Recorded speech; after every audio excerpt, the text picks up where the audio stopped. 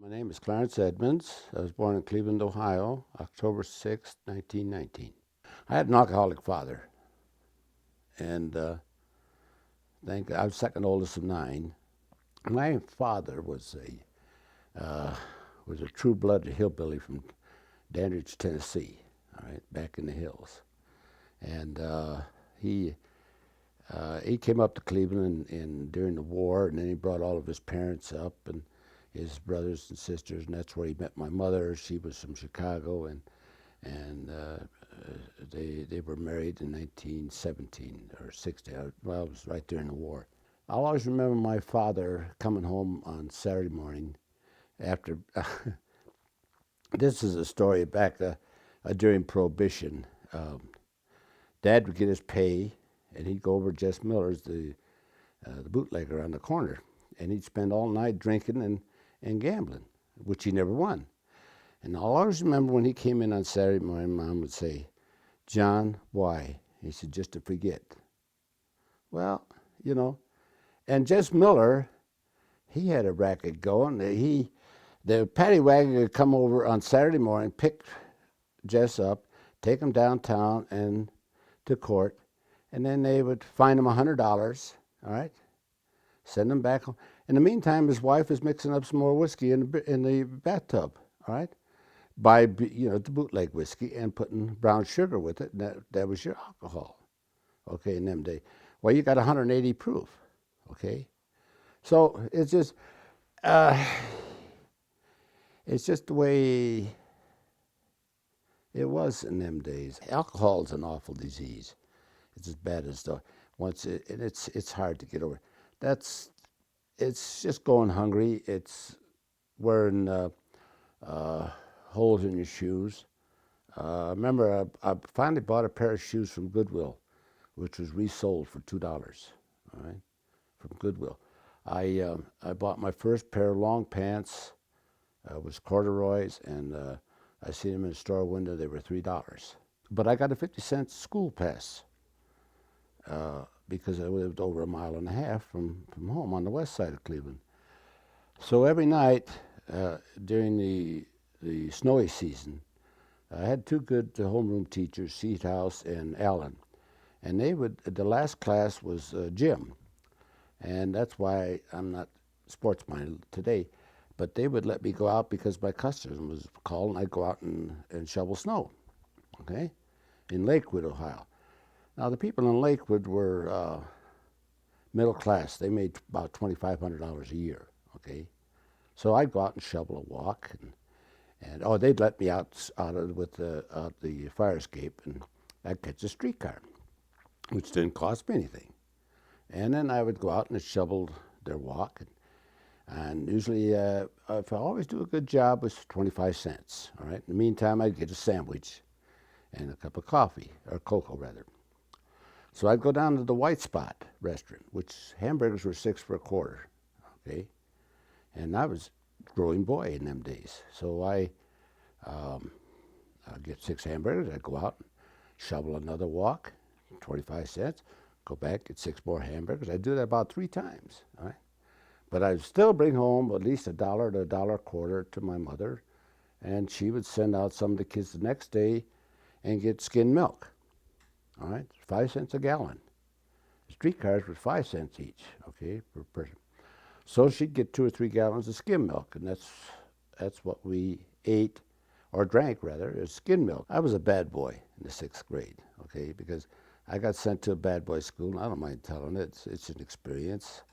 And they caught me smoking behind the old oak tree uh, in the school grounds, Kentucky Elementary in the neighborhood. So they sent me to Thomas A. Edison School on the east side for wayward kids. But my main was smoking. I picked up butts along the curb. And when I went to other places, then I looked at the ashtrays, and if it was a good sized cigarette, then I would pick it up and I would smoke it. Really, I didn't know what it was doing to my health. I didn't care. All right. I got started smoking because I seen some older boys when I was 10 years old smoking, and I said, "Would you teach me how to smoke?" They said, sure, you run over there and get some candy. So I went over to the Woolworths or Kresge's, and I grabbed a whole bunch of candy and ran over to them, and we ran like hell and went down by the railroad tracks, and then they showed me how to smoke. I coughed a few coughs, but then I learned how to smoke. Then I learned how to steal. All right, with them guys, we'd go around stealing from Army and Navy stores and steal watermelons off of. In them days, the Jewish people had what we call sheenies. They had a horse-drawn wagon, and they would go around to the neighborhoods picking up rags and iron. And, you know, that proves one thing: they're never smarter than we are. All right, and they would sell watermelons, and they were stacking this iron in papers and selling it, and they were frugal. I stole a watermelon one time with one of my buddies, Pete Sakula, and we was in his barn eating or his shed rather, eating the watermelon when his mother came out and caught us because the sheenie had traced us there, see. If you want to substitute the word sheenie for Jewish, that's fine, that's good. But anyhow, that's what we called them. Let's put it that way. Okay, we called them that day. And we would sell them the iron and the papers, and then when they weren't looking, we'd steal it back. I wasn't like some of the other fellows. They were really bad boys. They got into the habit of kicking the heck out of people, out of the boys, the gang. I don't remember how many, but when it came turn for me, I took a vamoose and I became a loner. All right. So it's just the same way in the Army. When I was a staff sergeant, all three of the staff sergeants would meet with the first sergeant over at the PX, but the first sergeant never bought. So I told the other guys, I said, "Hey, he never buys." I says, "I'm good." So I bowed out, and I became a loner again. I rode the trains in the summertime. I would get on a freight train and head down to Columbus or head here or head there, and then come back the same day. Mom would never know where I was.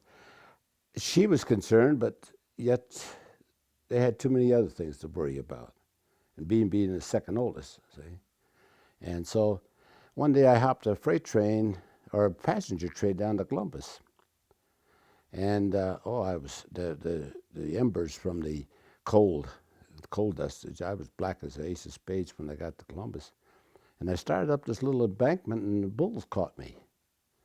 Now I'm just about a little older than 15 and a half. Well, they put me in a detention home down there in Columbus. Then I was down there a couple of days, and they shipped me home on a coach, okay, New York Central coach. And I got up to Cleveland, and I got to Cleveland Terminal Tower, and there was a police officer and a social worker waiting for me. And right away to the detention home. Well, I was down there scrubbing the floor the next day after I got there, and this voice I heard was very familiar, and I looked up, and this gun guard says, "Edmonds, get your face to the floor." Well, the other guard looked at him, he said, "For God's sake, what are you doing here at Clarence?" Well, he was a guard that lived in our neighborhood. They all knew me. And he went to the kitchen, and he told them Clarence is out there. What'd he do? They told him, "Bring him in here." So I went into the kitchen. I stayed the rest of my 2 or 3 days at the kitchen drinking good milk and eating good food. See, because I knew all of them.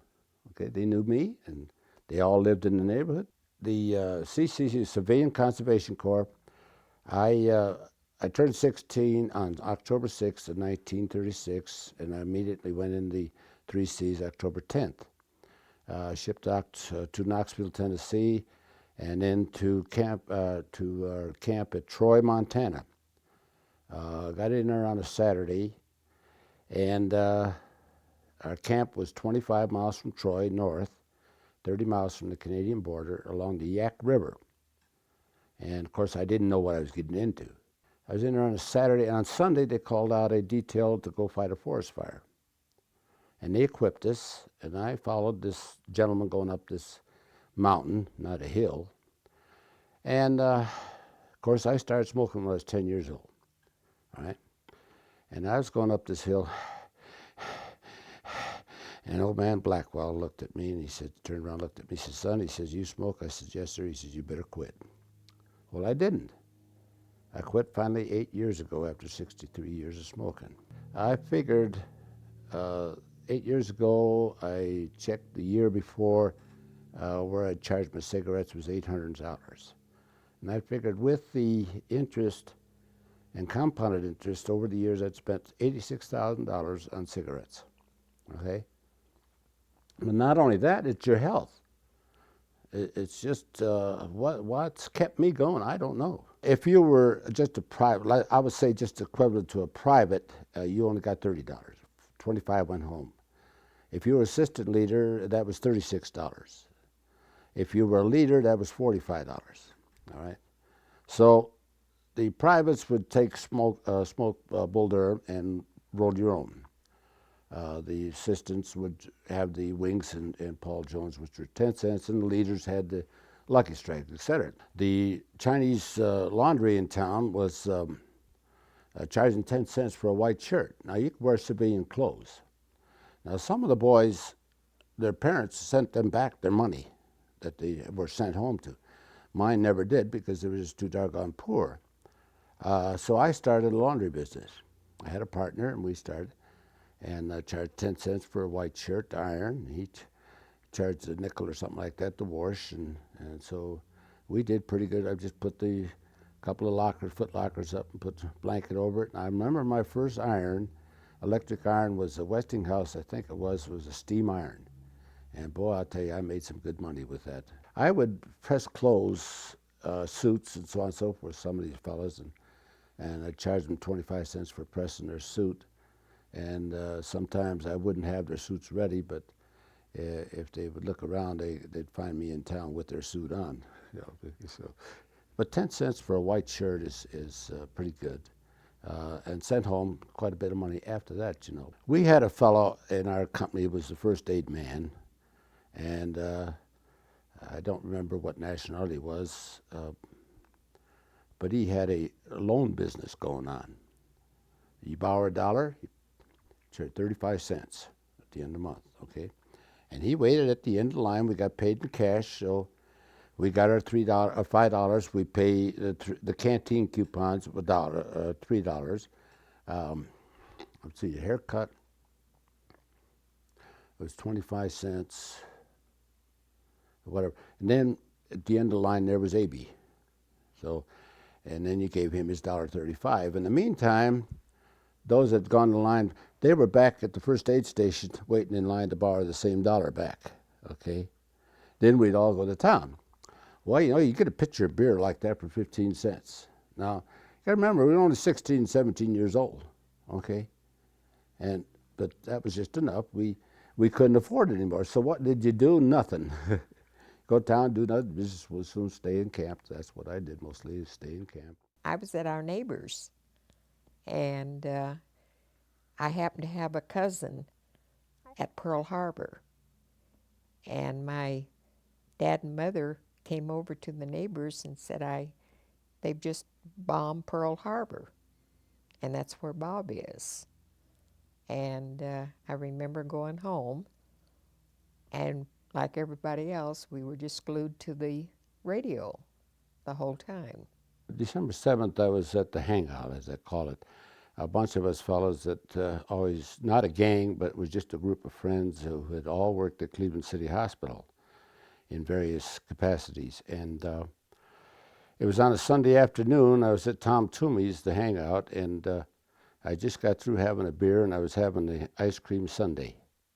And beer and ice cream, it was all right with me in them days.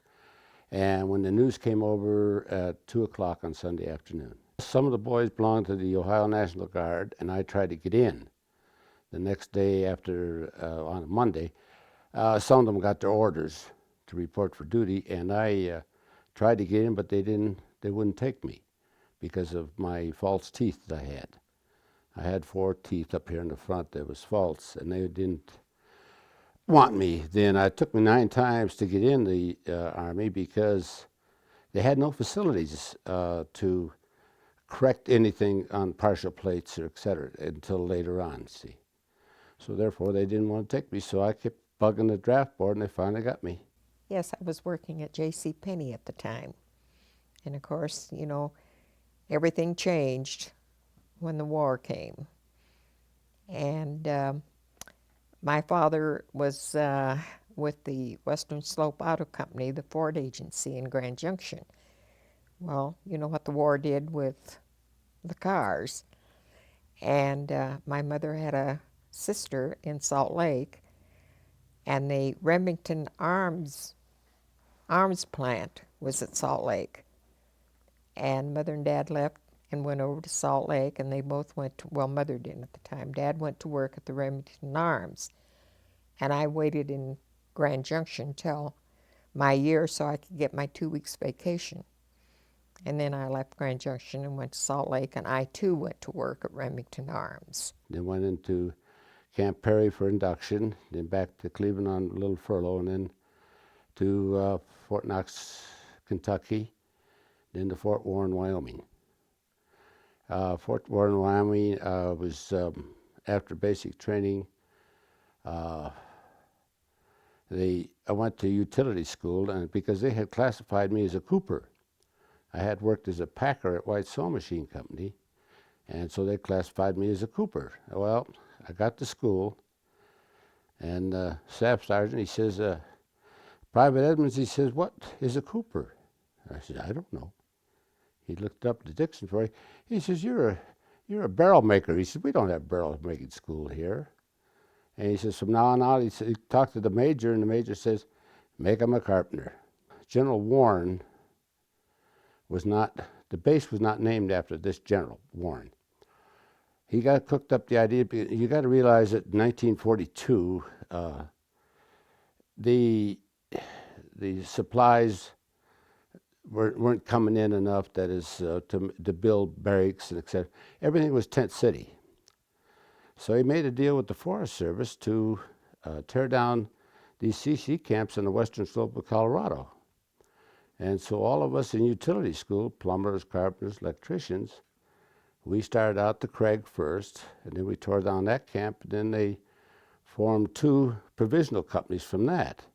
So one group took 4 camps, and the other group took 4 camps. So that, and then we shipped all of these barracks back to Fort Warren. You know, they were in modular systems, 4x8, okay, nut and bolt.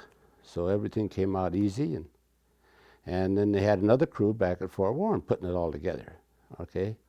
So we 9 camps. Can you imagine how many buildings that was? Which saved a tremendous amount of money. Every time we hit, we didn't have any money. It'd be in privates mostly. So we always waited until a civilian came into a bar. Then we would go in and we would order a beer. But you know, in that time, somebody's brother, uncle, somebody was in the service, okay? Hey, bartender, I'll get that, Joe. What do you want, Sarge? July 1st of 1942, we got our raise from $21 to $50. See, we were rich. Well, we went up to Grand Mesa after Craig, and was tearing down that camp. And one day they finally gave us a recreation party in Grand Junction, and it was during the peach harvest, August the 15th of 1942. Well, I had gone into town on a Saturday, and my wife was working at J.C. Penney's. And this is what started it out 57 years ago, see, on August 15th. I don't remember seeing her in the store, and I should have, because she's a good-looking chick. Anyhow, she's always said that anybody that says, well, it used to have around a pillow a poem, mother, all right, and that's what I had wanted to send my mother, see. And anyhow, then next day, after we'd had that rec party, we went out to Moore Pool and had peaches galore and ice cream, and they had dances for us that night at Grand Junction. And the next day, she came up with 3 of her girlfriends, and I met them at the gate, and we were just about ready to close up that camp and move out. And so she came in driving that 4-door sedan, which was her brother's, and I was the first one to greet her, and I said, can I help you girls? And she said, well, we wanted to eat out of mess kits. So I got hold of Lieutenant McGinty, our commander, and he said, sure, get some mess kits for them. Let them eat some of our stuff. So he did, and that's how we teamed up. There was 8 of us in that car going up to Grand Mesa. So I was going up to Grand Mesa, and the car was, she didn't put it in third or in second, so kind of sputtered. I said, if you put that in second, you can get up the hill. And she said, no. She said, you want to drive? Sure. So I drove then. So that's what started that romance. Oh, I guess we were gone about 2.5 months, and when we got back to the fort, well, the company, the general was so happy of what we had done in such a short time that he let out orders that these boys are not to be bothered. All right, we had to stand Reveille and retreat, but in the meantime, we'd get lost. Okay. Now, after 10 o'clock, after the inspection of each one of our companies that we were in, then we could go back to the barracks. Otherwise, we just got lost. In November, he said that we were not going to leave camp until we could all join a new outfit to where we could all make ratings. Okay. So it just so happened a truck regiment was being formed at Camp Claiborne, Louisiana. And that's where I went next. And I never drove a truck in my life before. But the next day they called me in and they said, Private Edmonds, you're an acting corporal. They said, you were in the CCs for 2.5 years, right? And you were an acting corporal out on some detail, right? Well, you're an acting corporal here. Well, at that time I had a voice that could carry in the way of commands and calisthenics and close order drill, etc. And so that's what they kept me doing. I'll brag a little bit. I did have a good command voice. People could understand me when I gave a preparatory command and command of execution. There was no confusion, and I loved it, and calisthenics especially. My platoon sergeant at Fort Warren seen this in me, which I didn't. Nobody ever tells you anything, but he seen this in me, and that's what that got me ahead. I was given the command for calisthenics is to extend to the left. Well, you don't say extend to the left. You got to beller it out. All right, you got a company of men. So I bellered it out, extend to the left, hoo. And when I said hoo, my teeth fell out. Right? Now, can you imagine that in front of almost a couple hundred men and your teeth falls out? So naturally, what would they do? They laughed. I couldn't call attention. I just stooped down, picked up the teeth, brushed them off, put them back in, and I said, all right, you guys are in attention. We were shipped out to Camp Claiborne, Louisiana, and there was about 37 people in each company from A to M. There's 3 battalions. I was there about 3 weeks at Camp Claiborne at Alexandria. Then we were shipped to Camp Shelby, Mississippi. And we run into a lot of the nieces at Camp Shelby.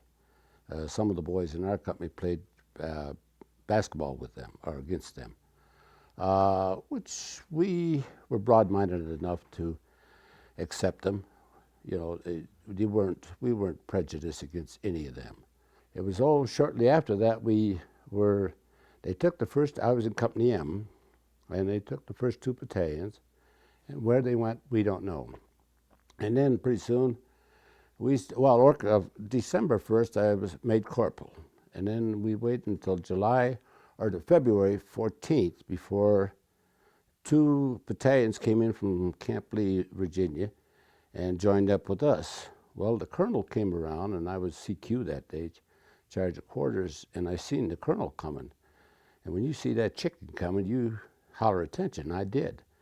So Lieutenant Jones was the executive officer, and he turned around, and he had been a buck sergeant in the regular army and went through OCS. And the colonel came in, he says, at ease, he said, how long you been in the Army, Corporal? I said, May the 6th, sir, 42. He said, how long you been corporal? I says, December 1st, sir. He said, okay. Asked the lieutenant, Is your company up to par? No, sir. No, sir, we don't have enough. And so the next morning, then I was jumped to the staff sergeant. Then we were sent up to Camp Helena, Montana. I had a camp up there, and what did we do? I can't remember what we did there. But anyways, that finally was busted up. All of us were. So then I went to Vancouver Barracks, Washington, and formed the 247th Depot Supply. Well, that was made up, for mostly men that just came into the Army after 2 years. They were in clothing and so on and so forth. Well, we went there. From there, we went to Fort Warren, which I had been previously. Well, a lot of these barracks that we had done as carpenters, we used to remodel the old horse barns, and but they had 150 carpenters and just enough tools for 75. So 75 of us would get up in the hayloft, the old horse barns, and shoot crap, read, play poker, whatever. And then the next day, the other 75 would come up. We went from there to Ogden, Utah. That's where we got our technical training. But lo and behold, it wasn't quartermasters, it was signal corps. All right, working in the warehouse, second shift every day. In the meantime, the wife and I were engaged, and we got married November 27th, 1943 in Salt Lake City. And so when I got my orders finally in the next June, I presume, I think it was, then she went to Tennessee to be with her parents down there. My father, at the time, was interviewed for this place in Tennessee that no one ever heard about. And they were out getting men to come to Oak Ridge, Tennessee. And Dad went down, and then they sent him to Berkeley out at Oakland. And it was very, very secretive. And by that time, Clarence and I were married, and we were in Ogden, Utah. And my dad did send word that he was coming through Ogden on the way back to Tennessee, where my mother was waiting for my father. And he didn't talk much about it all. He just said it was a war effort. And so when Clarence was sent from Ogden to go overseas, I went to Grand Junction for a few days with some family members, and then I went down to Oak Ridge to join Mother and Dad. At that time, Mother was working there also. And then I applied, and I went to work at the Oak Ridge plant. It was amazing that when I left Grand Junction, when I worked at J.C. Penney's, one of the girls I worked with said, "Oh, my sister and her husband are working in Oak Ridge." This was when I came back from Salt Lake on my way to Oak Ridge. And she gave me her name and everything. And so when I got down to Oak Ridge, the first night that I was there, Mother and Dad had this couple next door all had dinner for me. And I said, "Oh, I got to find this name," and I got the name and everything. They lived right in back of us. Oak Ridge at the time was just one big booming building bomb. They were building dormitories, houses, stores, everything. It was a city within a city. It was out of Knoxville, Tennessee, about 35 miles out of Knoxville. We had a lot of graduates from colleges, that, it was going to be a draft dodger's heaven down there. And because they'd get down there and they wouldn't have to, they were exempt from being drafted. And it went for a little while, and then all of a sudden, boom, here came the Army and the Navy and everybody else and put them all in the service and said to continue with their jobs. It's mostly Army run. And the big contractor, and we were just talking about this yesterday, the big contractor down there was Rome and Anderson. And that was after the two counties. Oak Ridge was Tennessee. Part of it was in Anderson County and part of it was in Rome County. And the housing they had, they just went up overnight, really, you know. But Mother and Dad, when they first got there, they just gave them one bedroom. And then when they knew I was coming down, they went over and applied for a 2-bedroom, which we had. And they were very comfortable. We had a small kitchen. We had a living room with a fireplace in it. The bedrooms were upstairs, but they very, very comfortable. We were. We met many good friends down there, and the rationing was there in Oak Ridge. They had 4 big grocery stores centrally located throughout the area. And if one of these, I can remember word got out that the East Side store had weenies.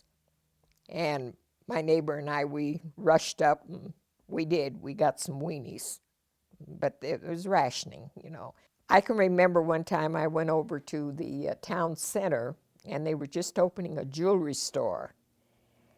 And I went in and they had some sterling silver out. And I looked and I thought, oh, I'm going to get some. And I went back and I told Mother and Dad, I said, I'm going to buy some silver.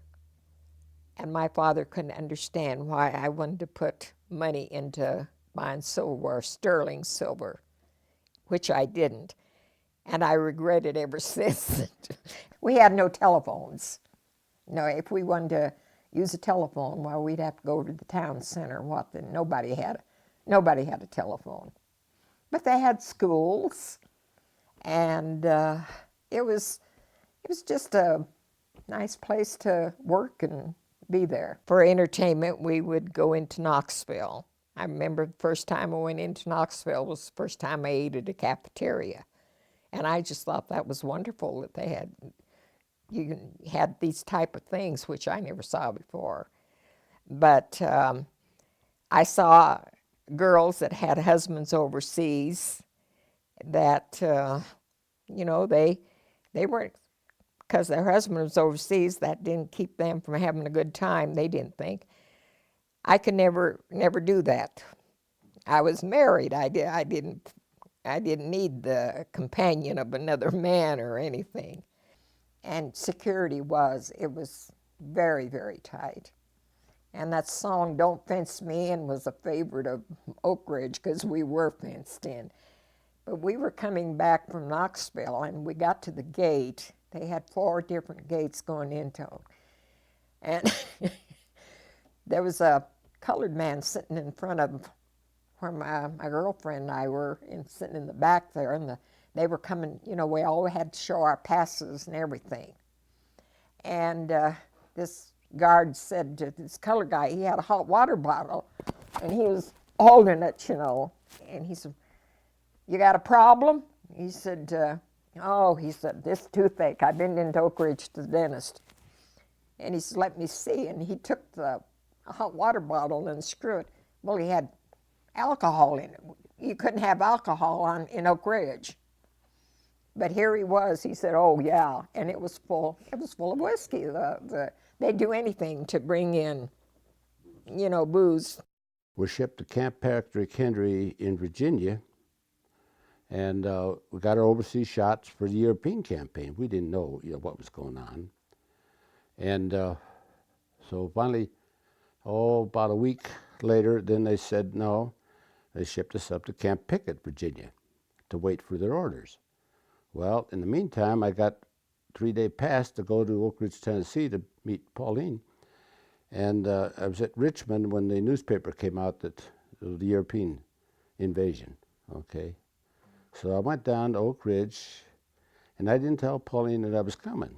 It took me 6 hours, 3 to 6 hours, I think, to get in through the gate. She had to come in, she had to come out and get me. All right, that's how the security was just terrific down there. I got a telegram that my mother was sick, so the old man said, well, Clarence, well, he called me Sergeant. He said, Sergeant, he said, you get word from the Red Cross and you get their permission and we'll give you a leave. I said, okay. So I finally did, and let me have it, and I got a 10-day pass. So I met my wife up in Cleveland and met everybody. It's the first time my family ever met her. Anyhow, I went back to camp after the leave. No, I wanted 5 more days because my mother was going to have another operation, so I wired the old man, and he said, granted, 5 days because it was emergency. Well, it wasn't. Okay, it wasn't serious. But anyhow, he did. Got back to camp. He says, you should have asked for another 5 days. He said, you could have had it. Because we weren't doing nothing, just playing basketball, baseball, whatever. Finally, we got our orders to go overseas. We didn't know where. All of the boys that got a furlough, they had a furlough at the time, they got a furlough. All those that went to Seattle and the West Coast, etc., they had to come back because we got our orders. We turned around, got on a troop train, and headed to Tacoma, Washington. All right, Fort Lewis, Washington. Them guys had just come from there and back to Camp Pickett, and had now returned right back to their hometown. We was there about a week, and then they shipped us to Hawaii, okay, Honolulu. And there we did our maneuvers, etc., and getting on and off the ships. We boarded the ship September 12th. 45 days we were aboard that ship. And that's when I learned how to play cribbage. We had one break to go ashore, and that was in the Marshall Islands. And the Navy had a Quonset hut there, just stacked with beer. All right, imagine us young people, and so I got my ration of 2 cans of beer.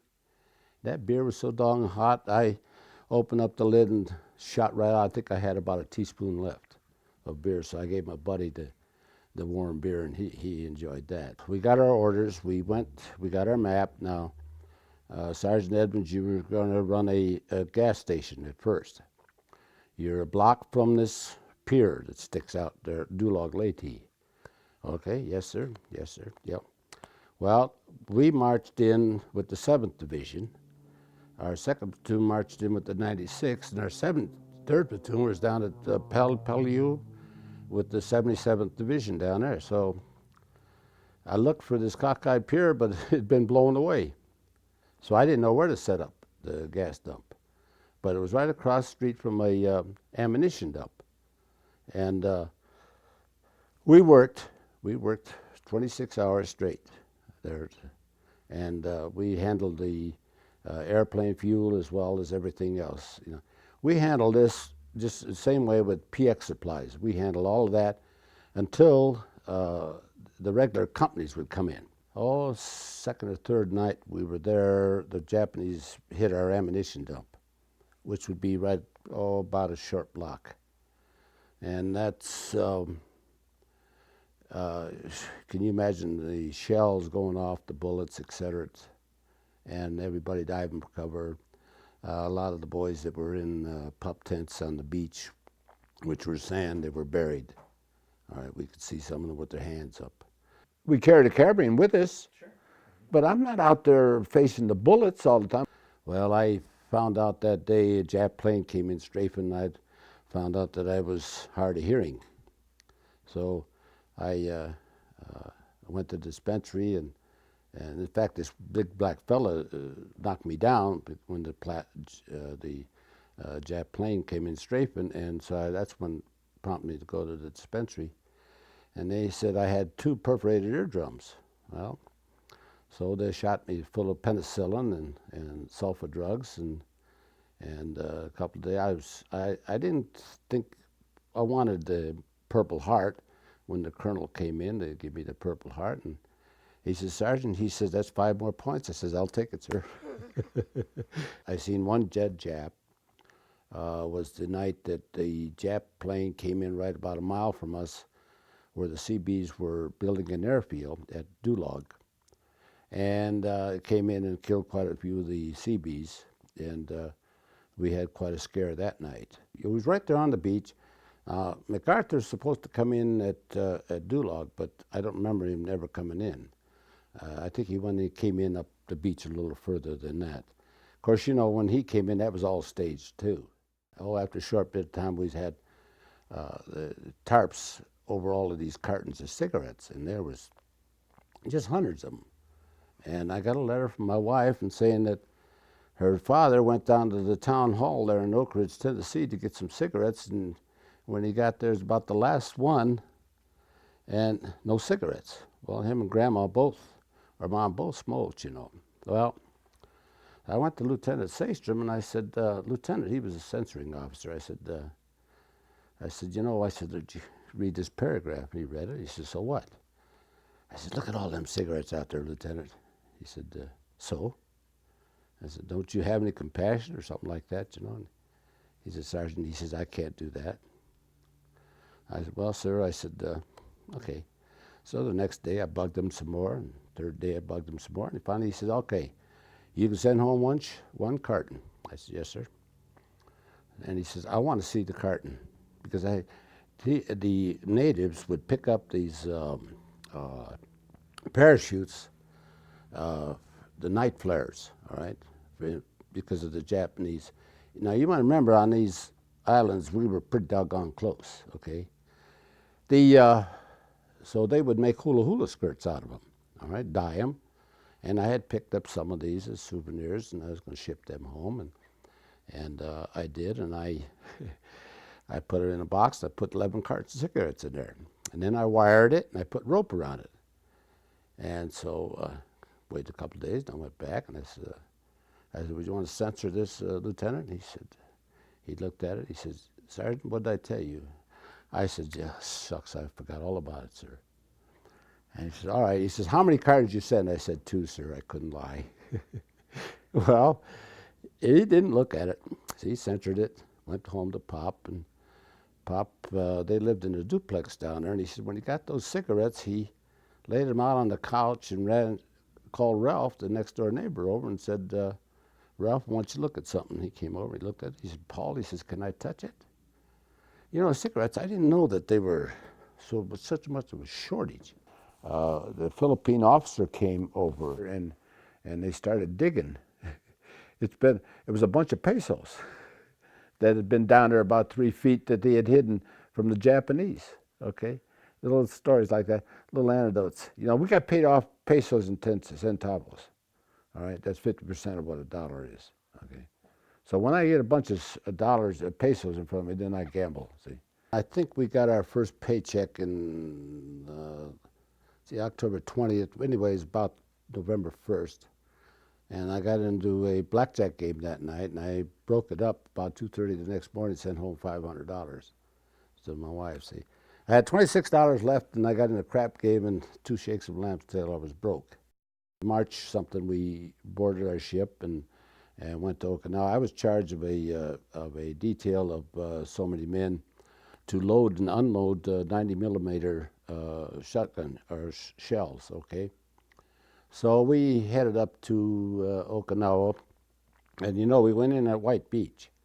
They were expecting us over, we call the Eastern, which is one of the short spots. That's where General Buckner was killed over there. We call it Buckner's field over there. We set up camp there at Kadena.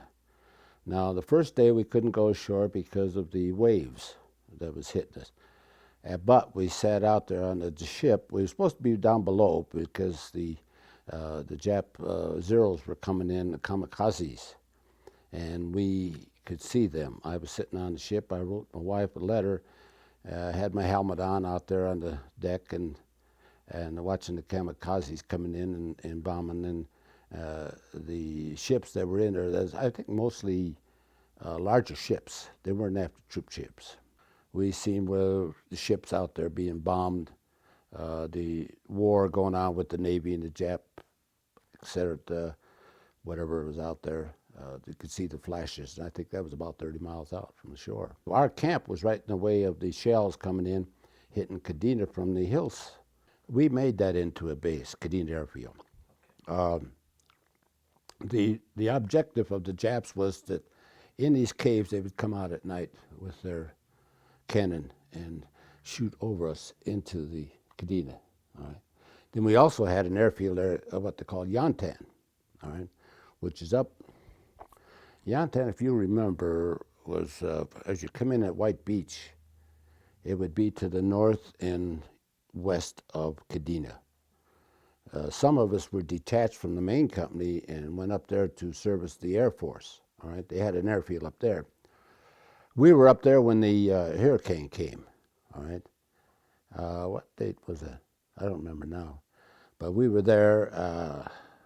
Several of us got caught, and I spent the night in one of the caves, which they cremated their people and put them in urns, and in this cave, that's where I spent the first night. The next day, I got up to put the corrugated iron back, the roofing back up, and I was just in a position where I was standing up there on the roof, putting it back when a gust of wind came along and hurt my back. So I got strapped up with by a Navy doctor, and I didn't get put on morning cord. That's my mistake. At that time, you got to remember that there was quite a bit of segregation, and we had colored troops for to do the really heavy labor, which was I don't know how to say it. We all worked. We don't care who we were all in this together. And one of the bombs hit the camp right next to us of the Negro company and killed quite a few of the Negroes.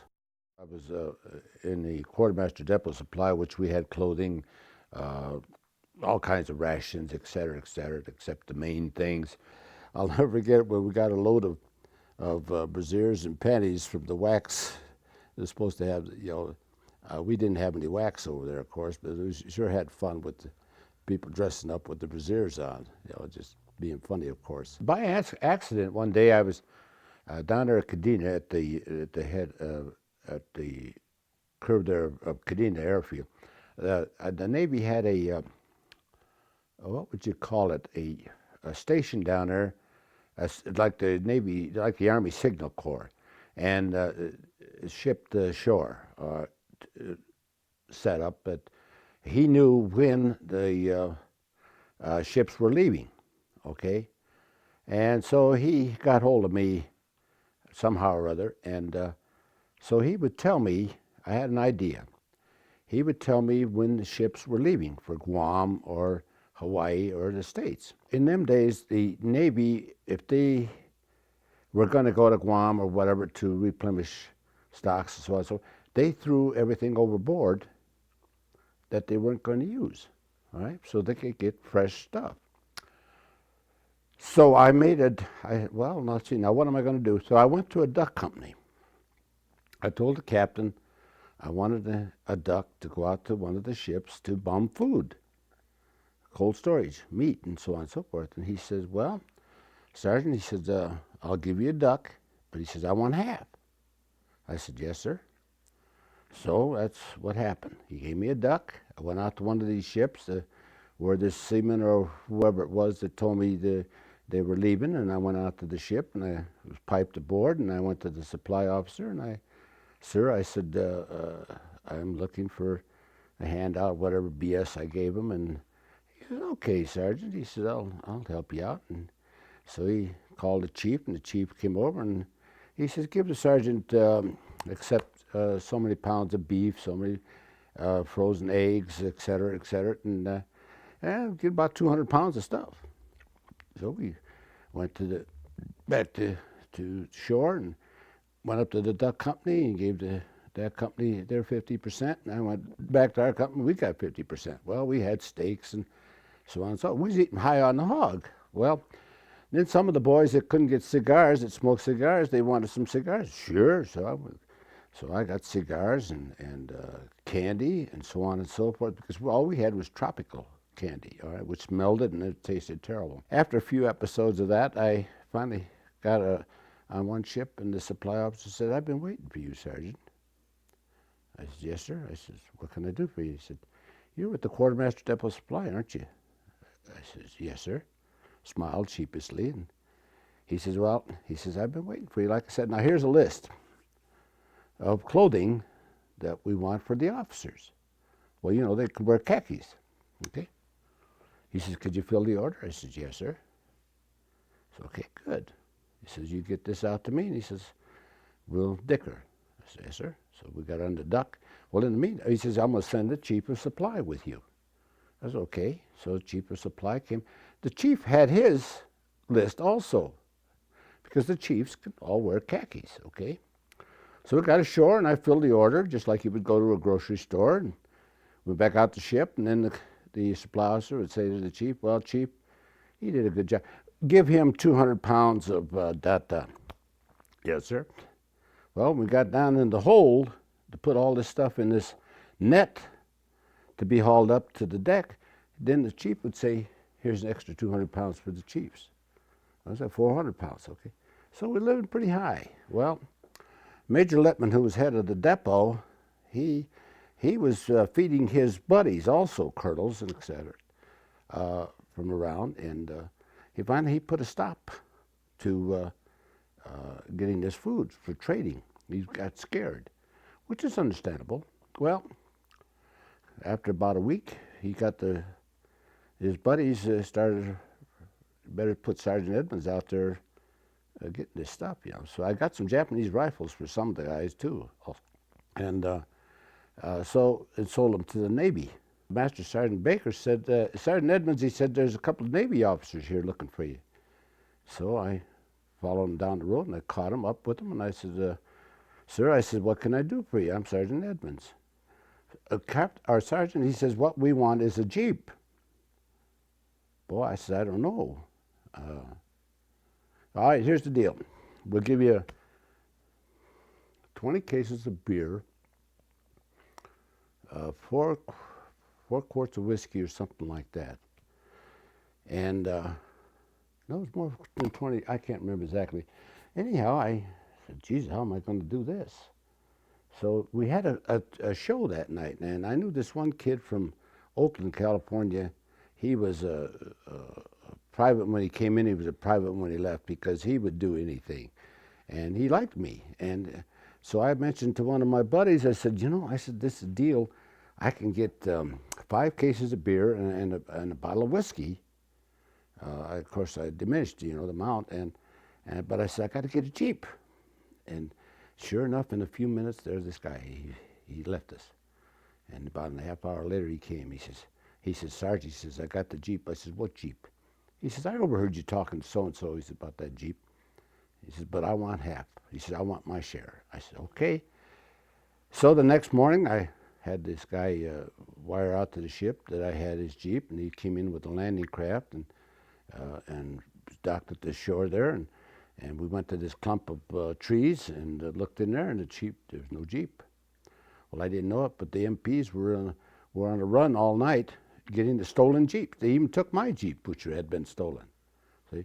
So that ended that. I didn't get any more. Rex Hall was the owner and manager of KREX, which is Rex, it's the same thing as, of the radio and TV station in Grand Junction. Of course, TV in 1946 was not in yet, and he had an elaborate outfit of receiving and of messages from, or people talking from, say, Okinawa and other islands. And he had agreement with someone that the boys would talk from there to him, and then he got the message, then he would dial the phone that they want to talk to somebody in New York, and then he would dial that, and he paid for all of this out of his own pocket. So the boys got to talk to their loved ones from Okinawa, et cetera, from in the Pacific. Rex was a wonderful guy. He was a state senator, but he gave more than what he received. And the reason why they settled in Oak Ridge was for the water, because they needed all the water they could get, and it was in a location where there was lots of water. When I went to work, they had classes, and they said, what we're doing is very, very important. You don't know what we're doing, and you're not going to know what we're doing. And we didn't. We had no idea what we was making. But we worked in shifts. It would be a week of day and then a week from 3 to a 7 and then the graveyard shift. And then when we finished our graveyard shift, we'd have 4 days off. And we were always reminded, whatever we did on those 4 days, to remember that we had to be back to work because it was very important for the war effort. We had the same job, each one of us. I never went to another job. I was happy what I was doing. I was with a great bunch of people. But we would have meetings, and every one of them, they would tell us, we can't tell you, but you are very important. And if you think, you wake up some morning and you think, oh, I can't go in, I don't feel good, think of the boys over there. They couldn't take a day off. And so we're asking you, to think twice about not coming into work. We did get a week's vacation, and they said, when you get your vacation, don't try to think, well, I'll build it up to 2 weeks or something. You take that week because you need it. We're asking you to do so much, And they were very good at that. When we had a week's vacation, you go, you get out of town and forget what you're doing. When I first went into the plant, it reminded me of that old comic strip, Buck Rogers. Was there a Buck Rogers thing? And I thought, this is Buck Rogers. I worked on what they call a cubicle, and it was about as large as that fireplace there. This cubicle related to what they call the track in another building. And, we were splitting atoms. And this cubicle, we had various readings on it. And we were told, now, we all knew after we was getting acquainted with our job, that panel there, that reading don't go above 60. Or if this panel down here, we keep it in tune with a range of 10 to 20 or something. But we had to know all of these readings because they said that was going into the track, and the track was where the splitting of the atoms was. I was just assigned to this cubicle, and there was 10 on each side of the room. And they had a big chair. We had that looked at them, You had to stay pretty well. You couldn't walk up and down or around or anything. You could get up and walk and maybe visit to the next one and everything. But you were set pretty well watching the panels and everything. When a unit, they called, or a cubicle, it could run for just so long, and then they had to bring in a new tank and when they brought in the new tank, they had to have what they call the rate of rise. I'm not good at math whatsoever. And we had a little girl there. She was about my age, but very, very plain. Her hair was pulled straight back, and she didn't have much personality, but I liked her and she liked me. And every time that I'd have to have a point of raise, she would figure it out. It was done mathematically. And one time my supervisor said, Polly, your rate of rises are so good, they're so accurate, and they're always correct. And I said, I can't take that credit. I said, Emma did that for me. They tried to bring up that he was communist and everything. That man practically lived at Oak Ridge. He was a brain, and he was always just a gentleman from the word go. And he had a brother, Dr. Robert, and but we saw Dr. Robert more than anything else. I was on graveyard sleeping, and there was rumors, that things were the war effort. And I remember my mother and dad just really coming to my bedroom door and just knocking and say, it's over, they dropped the bomb. And that's the first time we knew it was a bomb. We had no idea. Then I knew what my wife had been doing all during the war, and mother and father-in-law working on the atomic bomb.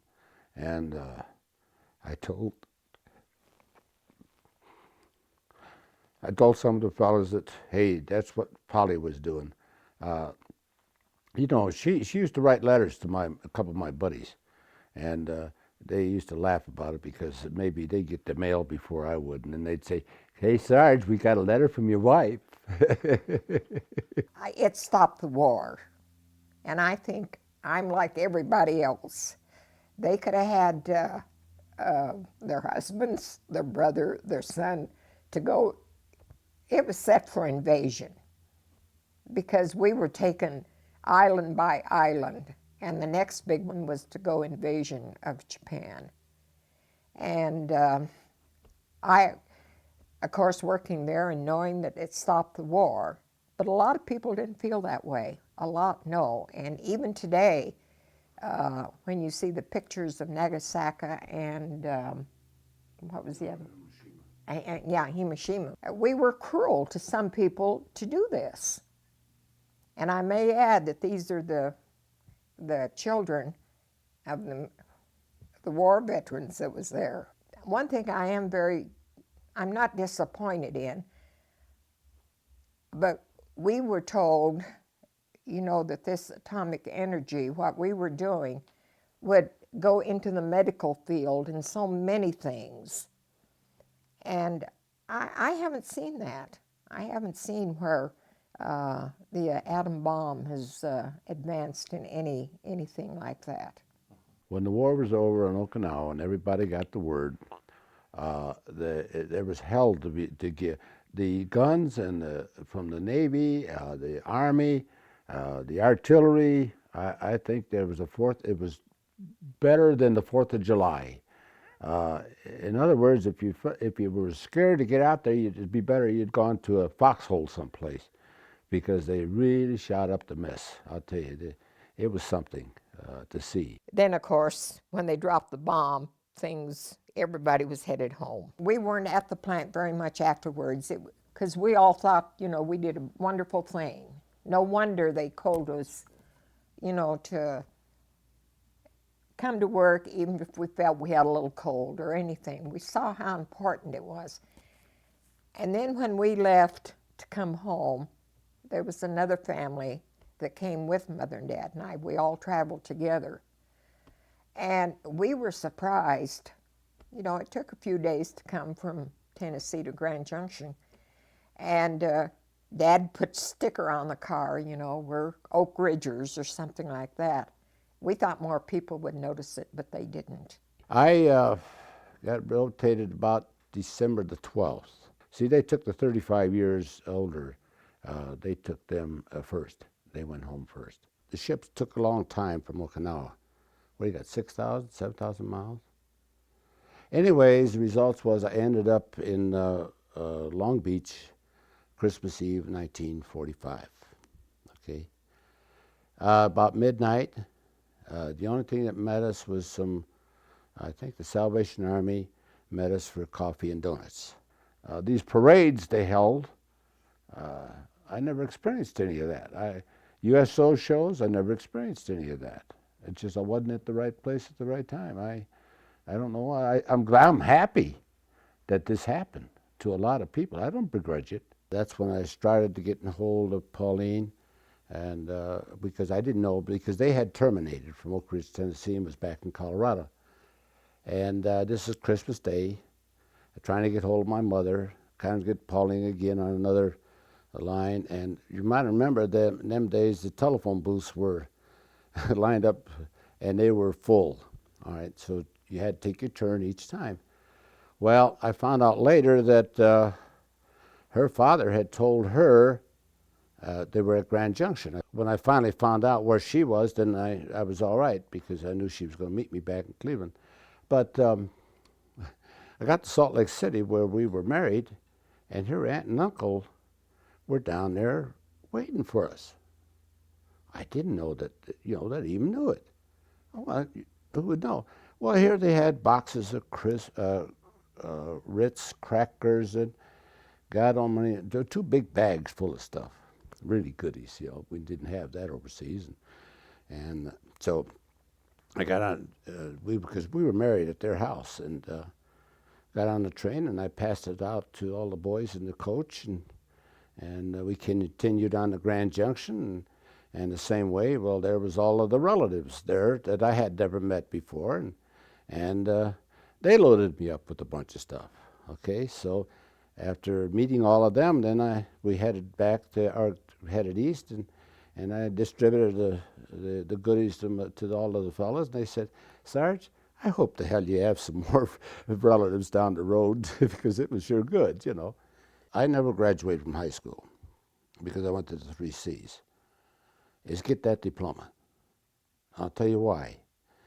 I found out later that the people that went ahead of me, when we got a new TO, table of organization, it provided for 4 more master sergeants. And I thought I would get one of those, all right? Well, it turned out to be that I didn't. Some of the boys had been in clothing, some of them have been in other facets of transportation, etc. And they're the ones that got promoted to master sergeant. They came in 2 years after I were in. But the point is that they had the education and I didn't. I was good for one thing, that was infantry drill, all right? I came home and I didn't know what to do. Pauline, my wife, they call her Polly, she met me in Cleveland, Ohio, and I checked in the first night we checked into the Holland Hotel down in downtown Cleveland. We was going to stay there several days, and we was there, what, I think 2 days. And yeah, and I said, well, we wanted a third day, and he said, I'm sorry, sir. He says, it's booked. Now that's my first thought that came to mind.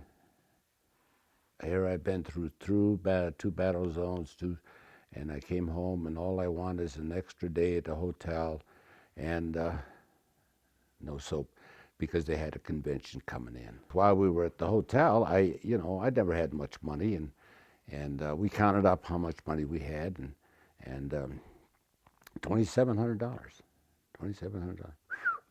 Boy, we were rich. And that, of course, 500 was that money that I'd made at playing blackjack.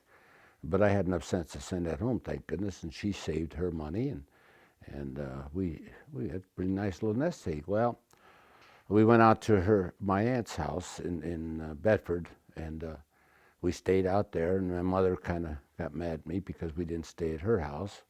And but however, I asked her, I said, well, kid, I said, where do you want to set up housekeeping? You know, at that time, newspapers were coming out saying various things about reunions with your husband because he's going to be different. The wife may be different, all right? And I never noticed anything. Maybe she did. I don't know whether she did or not. But I said, well, where do you want to set up? She says, anywhere I wanted to. Well, you can take a girl out of the country, but you can't take the country out of the girl. And she was from Grand Junction. So I said, well, let's head to Grand Junction. I haven't got nothing back here in Cleveland. I didn't have a thing. And so we went to Grand Junction, and didn't do much at first. I applied for some jobs, and they didn't call me, and I finally got a job at C.D. Smith Drug Company as a packer, and I didn't last long there because they'd fired me because I went and took a day off to answer an ad at Sunnyside, Utah. When I got over there, I found out it was a miner, and I wasn't about to become a miner. I didn't know nothing about going on and picking coals, you know. So I came back to Grand Junction, and in the meantime, my sister-in-law's father, her brother's wife, her brother's father-in-law, was starting a cabinet shop. And so I got on with him on July 3rd of 1946. And then, of course, we had the 4th of July off. And then July 5th to the next August, I never had a day off. I worked 10-hour days during the week and 8 hours on Saturday and Sunday as a carpenter apprentice. 62.5 cents an hour I started. All right, I got 5 cents increase every 6 months. You got to realize that the government gave me $90. So this takes the place of people that went to college and became lawyers, doctors, etc. I went that route. Then I became a contractor rather as a necessity rather than a desire, all right? Because the unions couldn't find me any work at that time. I topped off St. Mary's Hospital in Grand Junction in 1950. All right, I was one of the last carpenter apprentices. So you had to have 2 journeymen for every apprentice carpenter. Anyways, I was one of the last to top off that floor, and then I got laid off, and it was Christmas time. It was December 12th, and that's what started that. The guy across the street owned a printing shop, and Mr. Culhane said he'll give me some cards if I want to go that route and make a handyman. So I started going door to door, and finally I started in contracting. See, until I came over here to Denver, and I became my own contractor because I couldn't find anybody that could start from a batter board on up to the top. So eventually I got a job out at the VA on GI housing as a construction analyst, and I retired from there in 1982. See? But I think that was most enjoyable was working at the VA because we helped a lot of veterans get in their home. The boys from Vietnam uh, really had troubles. A lot of them came home, and I would listen to their stories while I was out there helping them build their own house. A veteran can build his own home, right, as long as he presents the proper documents, and that's where I came in helping them, and I would see them through to the final inspection and moved into their house, and I would listen to some of them out there, and they were very grateful, and I really enjoyed doing that. Tom, our oldest boy, is who was in Vietnam. He had tried to go to college at Fort Collins, and of course at that time, you know, you were a murderer, and he couldn't take it. He shouldn't have even been in the service. According to Dr. Markle, he had had high blood pressure, and he didn't tell us because dear old Dad was in World War II, and he went on and went there, and he served his year and came home and tried to make it, and we tried to help him all we could, but I guess it's all right to put it on tape. What the heck, you know, because at that time there's a lot of kids were having problems. My son-in-law Mike was in helicopters. He had problems. They kept it to themselves. See, my son and I went out one night, and we went to a drive-in, just he and I, and it was the first time that they had that MASH film. Remember it? The first film of MASH, and then we sure enjoyed that evening. But he did. He borrowed our car and went up there and committed suicide. It was a hell of a shock to us. And but that's Vietnam. I lost a couple of nephews over there. I had a nephew, my oldest nephew, back in Cleveland, drank himself to death. He ended up with cirrhosis of the liver, and so it wasn't a very good war. We should have never been there. We had one reunion. There's several, but I only joined the one, and that was 1956 in St. Louis. And we had a very good reunion. A few of the boys that liked to drink, they stayed up all night long. They really got drunk. I didn't. I went back by myself, and we had a real good reunion. We formed an association. It's 247th Depot Supply, and association that, and I have a lot of the guys. I think most of them are all gone. I think they're gone by now. A lot of them that were older than I am.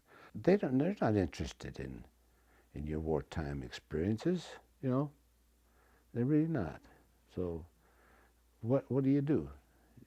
You get into a shell and you talk to people that you do know.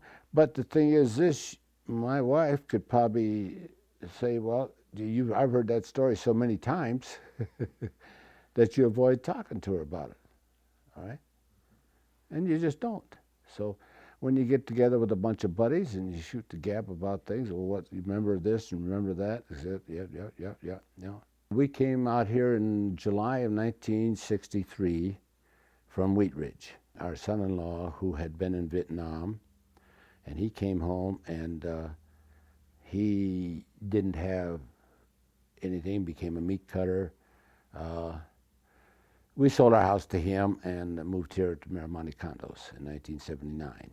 See, thank goodness we sold the house to the kids because we had 3 grandchildren at the time, and Mike was finally, he was killed in the crop dusting at Pete's, Colorado. So Kay had a house there with her for her kiddies. We love to watch the History Channel because it is history, and it brings out a lot of things. But they never talk about the support groups, the people who ran the ducks in them days, delivering supplies here and there. They never talk about the Signal Corps stretching the wire, etc. They never talk about the Quartermaster Depot Supply, how we worked long hours. All right, we worked until the island was secured, and then we went on 12-hour shifts. The truck companies went through hell in a lot of places, especially in Europe. All right, Jeep drivers, etc. You have the people that put the dead bodies in the graves. All right, bury them. We didn't have a lot of stuff that people here in the United States had. And like Pauline worked in long hours, and she was told not to take any vacation time if she couldn't, didn't have to, working down at Oak Ridge. So we're all together. But the history channels do not show any of this, how things come together. It's amazing. It's amazing what happened of the people that thought about everything in Washington and brought all of this about. How did they do it? They're not praised enough as far as I'm concerned, because it took all of us. All right, it took all of us.